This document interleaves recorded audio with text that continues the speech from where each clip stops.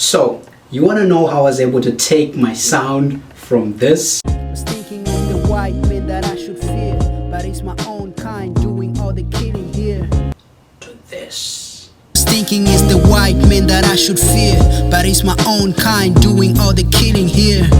Escaping this realm with Yeah. How's it, everyone? This is Wise once again on this series on how to mix your sound correctly. So today we'll be touching on the subject of EQ. EQ is one of the most important, as I mentioned before.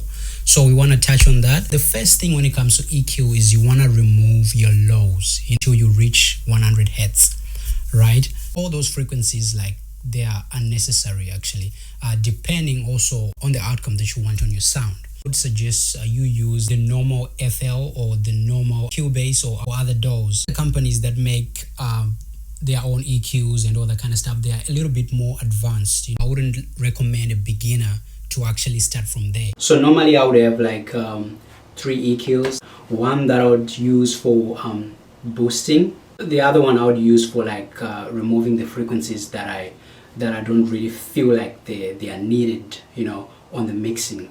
The other one I would use for balancing. I prefer like boosting my 5000 hertz. I would go up and boost it a little bit because that's where the presence of your voice normally is. Anything maybe on 2K, for me I would say it's not really necessary. I'll remove 1K sometimes, depending on the nature of the vocals, and then when I go on 200 I'll also remove a little bit of frequencies on 200. And then sometimes if I want those nice crispy, like those high-end frequencies on my sound, I would normally boost like from 10K up until like 40K, until the results that I want is achieved. So I'll boost that also. I normally use the parametric EQ when I'm leveling up, and when I'm actually like just making sure my sound is unique. I use this other free EQ called TDR Nova. I think you should check it out.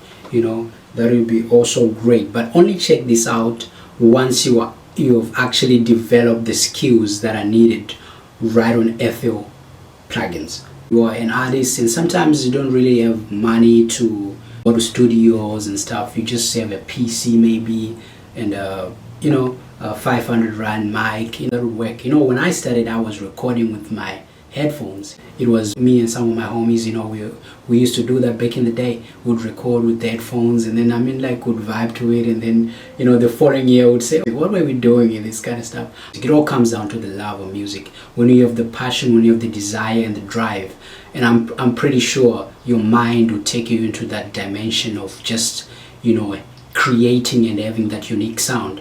I hope this is something that will take you to the next level. I hope this is something that will be educational to you, that you would take maybe 5 seconds of this will be, something that will be life-changing. Maybe you just take it as a hobby, or you're just taking it as a, whatever it is.